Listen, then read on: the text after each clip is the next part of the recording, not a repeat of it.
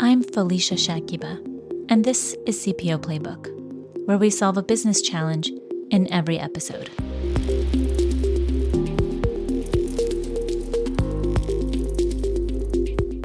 "60% of new managers fail within the first 24 months in their new role, according to research from CEB Global. The phenomenon of high failure rates among new managers is particularly pronounced in individuals from technical backgrounds such as scientists, engineers, or business intelligence analysts who may have less experience with soft skills. Adequate preparation for these transitions can mitigate these challenges, saving organizations time and facilitating quicker trust building between new managers and their teams. This ultimately leads to enhanced productivity as teams sync up faster." Our guest today will share his incredible journey from individual contributor to manager to now the head of business intelligence and planning transformation initiatives at the Italian luxury fashion house Valentino. Please welcome Alessandro Patruno from Milan, Italy. Alessandro, thank you so much for being with me today. Hi, Felicia. Thank you so much to you. It's a really pleasure to be with you today. Let me also wish happy St. Valentine's Day to all ours and happy birthday to my mother, whose birthday is today. Buon compleanno, mamma. And happy Valentine's Day to you as well. And it's so nice to have you here on this special day. And so, Alessandro, my first question I'd love to ask you is if you could provide some background on the Valentino organization and your role. Okay, sure. But Valentino is an Italian luxury fashion house with more than 4,000 employees worldwide. It generates around $1.5 billion in revenues and in almost 30 countries worldwide. It has more than 200 operated stores. And then upon joining Valentino, could you tell me a little bit more about your role in the organization? Okay, as far as my role is concerned, the BI office aims at providing the top management, HQ functions, and all worldwide regions with a set of reports related to sales and to all major KPIs. The retail KPIs such as traffic, conversion rate, average transaction value, so all these kind of KPIs. We also run on-demand analysis for the top management to deep dive any relevant trend and to provide the shareholder and the top management itself all the tools to understand if our strategy is working well or not. We also monitor the competition, for instance, so we do all this kind of stuff to answer the specific question, is our strategy really paying off? And the other office, the other team I lead, which is planning transformation initiatives, is in charge of developing and implementing processes and solutions for planning and for product allocation. So it sounds like you have all the information that top management might need. Yeah, we strive at having all this information. Yeah, sure. And upon joining Valentino, you stepped into a managerial position for the first time. What were the major hurdles you encountered transitioning from an individual contributor to leading a team and becoming a boss? Up until that moment, I was basically responsible only for my job, especially in my first jobs in Levi's or Brooks Brothers, for instance. It was me. I was the business analyst. Then getting to lead a team meant becoming accountable also for my co-workers' job. And I need to overcome some mind traps, such as I'll be faster if I do it on my own, for instance. Or let me double or triple check their files to be sure they're 100% correct. And at the beginning, I was the BI manager of 2 direct reports, and it was one young, smart, fast-thinking girl, and one guy 10 years older than me. I had also to face the challenge of managing 2 such diverse individuals. And to be honest, I had little clue on how to handle that. So I must be really thankful to my boss for mentoring me and also being so patient with me. And how did you navigate managing those individuals with potentially more experience or knowledge than yourself? Can you share an example of an experience you had that turned things around? Yes, sure. I think that the first step was getting to know them very well, recognizing their peculiarities, getting acquainted with both their strengths and weaknesses. Of course, it took a while to do that, but in the end, it proved really crucial because it allowed me to touch the right buttons at the right time, with each of them. I would say there's so much of psychology in there, but it shouldn't surprise at all because I think the human touch plays a pivotal role in managing people. In this case, the guy was very extrovert. He had a 20 years tenure in the company. So basically, I started asking him who were the right individuals to be addressed for each specific topic. And on the other hand, it wasn't fully reliable coming to analysis. But the girl, on the contrary, was super precise and loved to deliver perfect outputs. So in this case, I always asked her to work in tandem and to double check the most critical documents. This way, I felt I leveraged their strengths to obtain the great results we had. And so it sounds like having or taking the time to learn about your team is going to make you as a new manager advantageous to really understand how to leverage their strengths and actually make them happy in their current role, it sounds like. Yes, exactly, because they feel appreciated, they feel understood, they feel I perfectly know which are their strengths, and also they make understood that I avoid to pushing on their weaknesses. Instead, I push on learning and to make up for their weaknesses, also working together. I could only imagine how they must feel, someone who had been in the organization for a very long time, or someone who felt like her analysis was fantastic. And here is this new person coming in to manage them. So how did you build trust with them? What specific approaches did you employ to foster that trust and gain acceptance as a new manager? Like, did you have to build credibility with your manager and upper management as well? What did that look like? Okay, yes, that's a good question.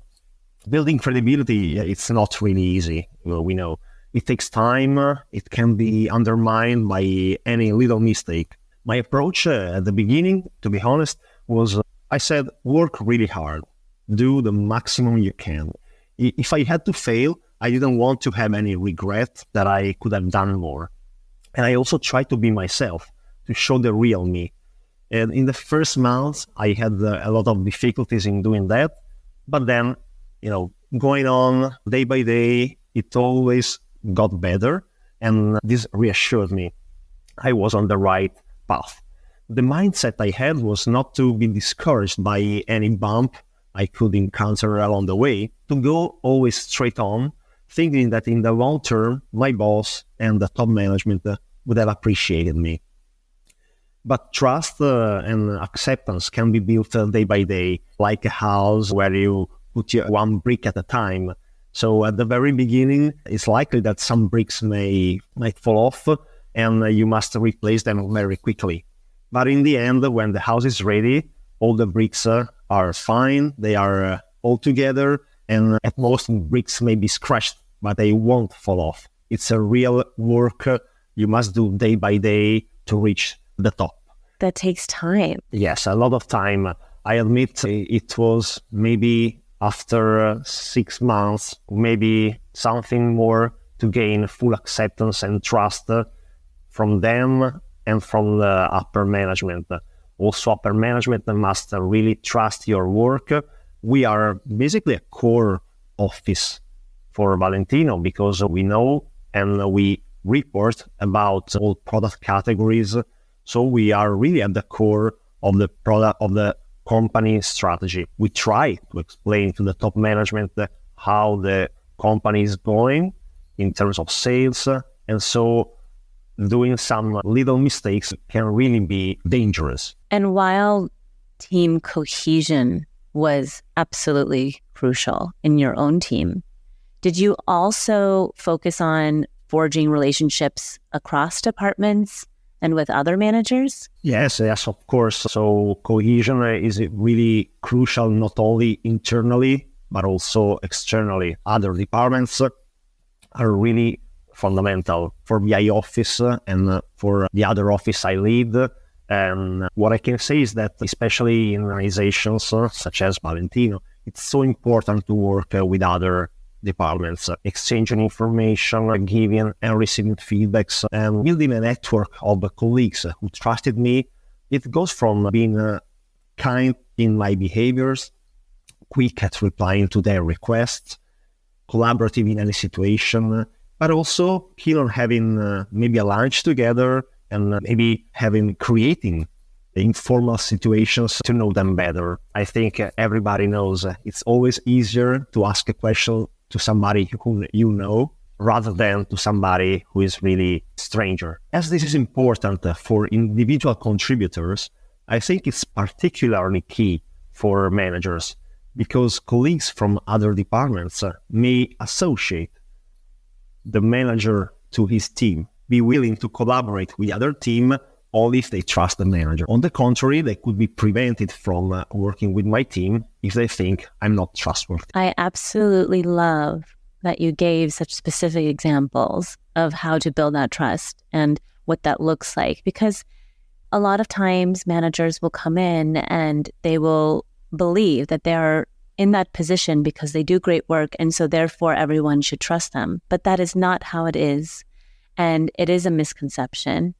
So I'd like to understand more from you, looking back, what are some common misconceptions about stepping into a managerial role that you experienced, and what aspects really surprised you the most? Okay, another great question, I think. Personally, I think the major misconception is believing that a great individual contributor will become for sure a great manager. That's the main misconception, I think.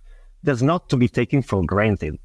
Technical jobs, for instance, are highly based on hard skills, whereas managerial roles necessitate predominantly soft skills. Well, potentially, managers will end up to be in their biggest discomfort zone the day after the promotion, because there is a mismatch, a huge mismatch. Technical jobs, for instance, are highly based on hard skills, whereas managerial roles necessitate predominantly soft skills.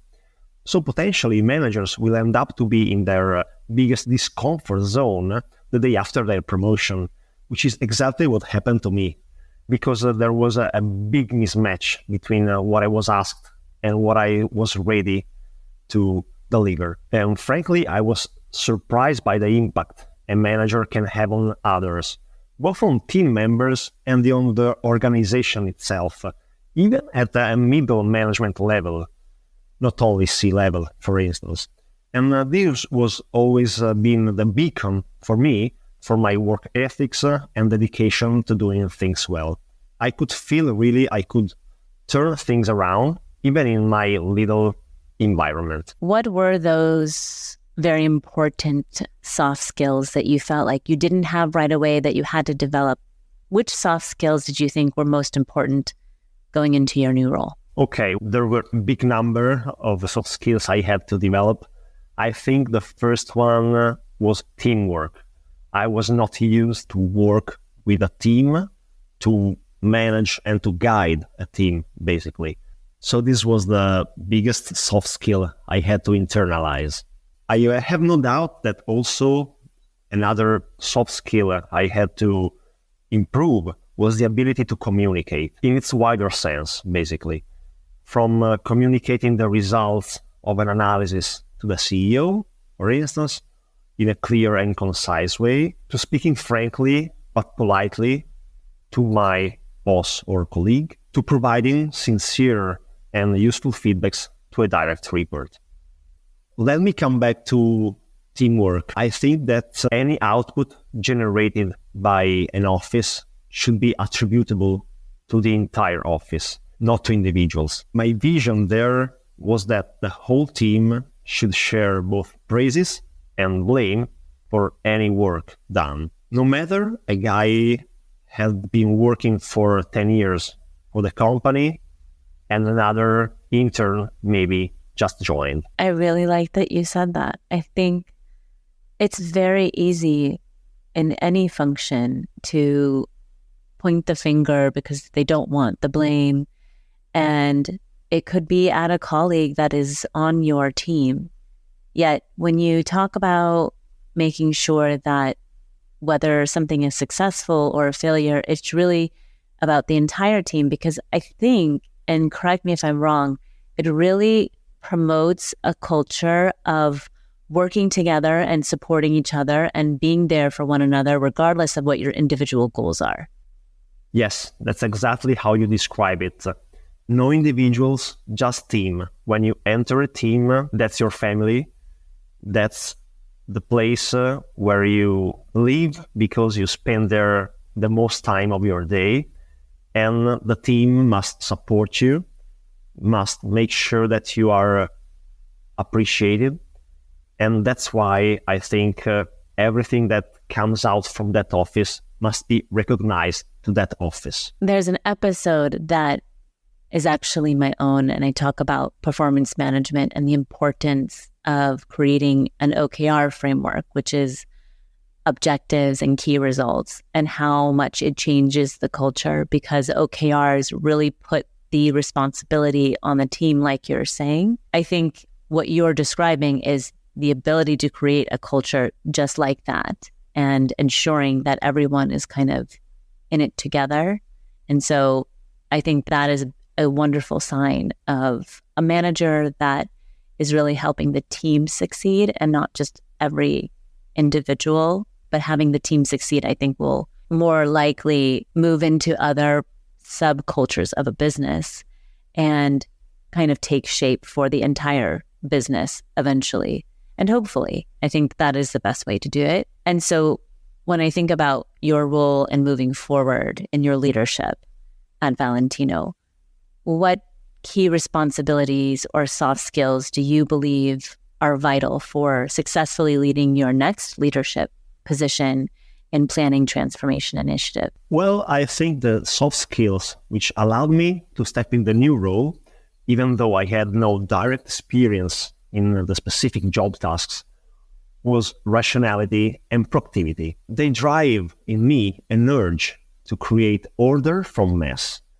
And therefore, in my new position, they always push me to study existing processes to find any flow to be fixed or any untapped potential to be fulfilled. Needless to say, leading now two different teams, flexibility is highly required to quickly jump from a subject to another one in a short time, but also to be accountable for a higher number of coworkers with respect to years ago. Here, leadership comes into play, I think, because managers basically control a group of people to accomplish a specific goal, whereas leaders motivate and enable other employees to express at their best by setting up the most suitable environment. How do the leaders at Valentino above you impact your role and your success? As a new manager, as a continuing leader, do you feel like you have their support? And what does that look like? Yes, absolutely. They impact so much. If I think not only Valentino, but the whole work life I had, I always think first thing about bosses. How was my boss, my first boss, my second one? And I must recognize I was always so lucky in encountering very, very nice and smart and skilled bosses. I think any manager is really crucial because it cascades down all the culture of a company, all the way of working of an organization. And that's why I'm trying to become a good manager, because I really feel that I can have an impact, such as the impact managers have had on me. In Valentino, leadership is really important. There are courses about leadership. There is a specific program about leadership because it is thought to be a critical soft skill. And I can't agree more. In transitioning to overseeing managers, right? So you're a manager of individual contributors, and then you become a manager of managers who are leading others. What techniques or strategies have you found effective in supporting new incoming managers under you? My goal is to instill the current BI manager, specifically, all the learnings I have acquired thus far. So I'm trying to replicate what was done with me with the new manager.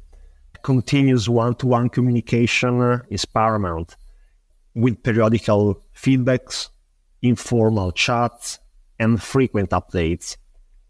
On the other hand, it's also fair to let the manager make mistakes on his own to do his path.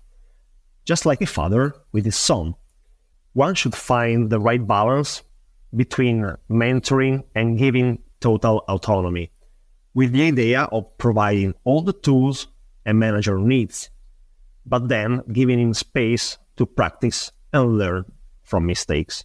What does good feedback look like to you? A good feedback for sure is something specific, something that relates to the work you have really done, not in general terms. And feedback should be actionable. The manager should come out of the conversation with a clear idea on how to move on and to improve himself or herself. I feel like you took the words right out of my mouth, Alessandro. Wow.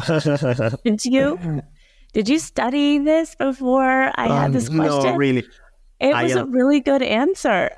Oh, thank you so much. But since I was a manager, even before maybe, I always tried to learn. So many TED Talks and many courses about leadership, because I really think it's the most crucial soft skill. And I always try to have it as a beacon for my career. I always try, as I said, to replicate what my boss does with me, which is fantastic. I think that when I joined the company, as I said, I was not ready, but I got ready, thank her, because of her teachings and because of her suggestions. She really took me hand by hand, and that's something I want to do with my current manager, but also with her direct reports. It sounds like you have a pretty incredible leader above you, and to have an incredible leader above you, you'd have to have incredible leaders above her. And it looks like there are a lot of promising cultural pieces to the organization, to Valentino. I can already tell why Valentino is the luxury brand it is, and it is because of this. I want to come back to what you had said about you were, as a new manager, looking at all of these different pieces, doing TED Talks and learning. And so what you're saying is that every new manager should listen to the episode that we're creating today. Is that right? I hope so. I hope so.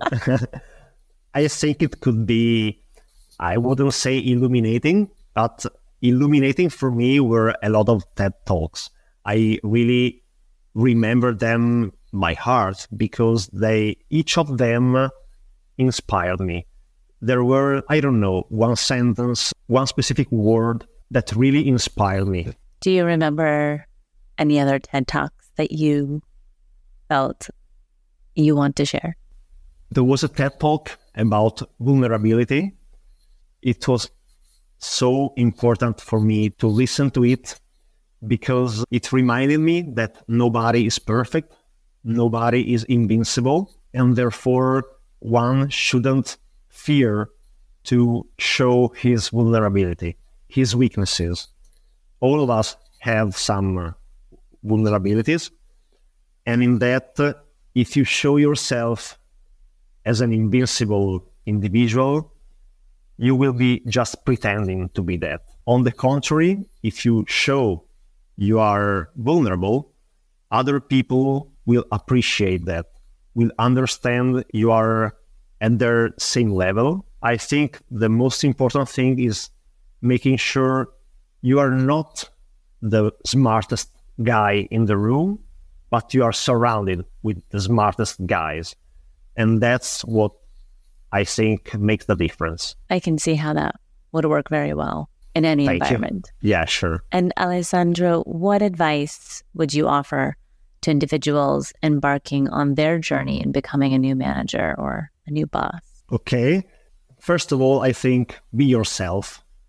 Be yourself, be humble, don't try to impress others. Just rely on your team, empowering each individual to perform at his best.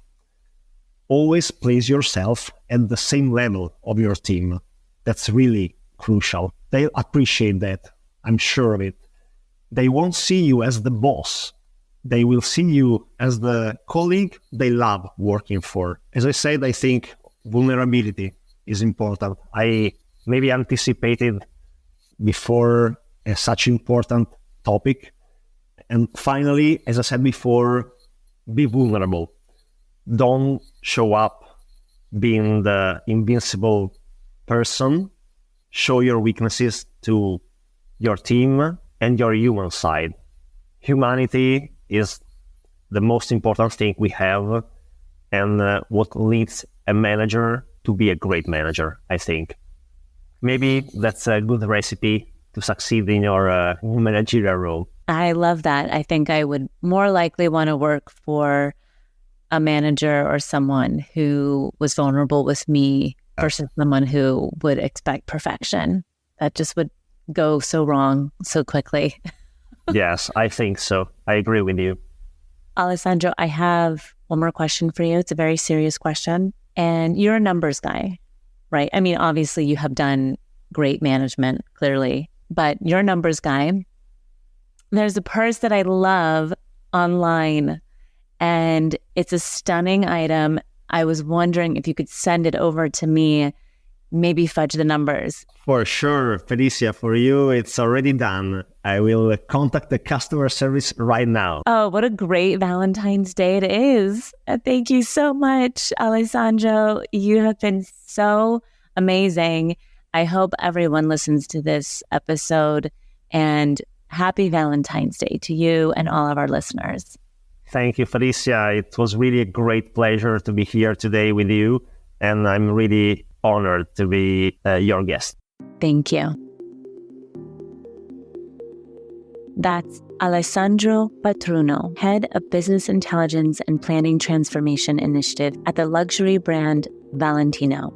Happy Valentine's Day. If today's episode captured your interest, please consider sharing it with a friend, or visit cpoplaybook.com to read the episode or learn more about leadership and talent management. We greatly appreciate your rating, review, and support as a subscriber.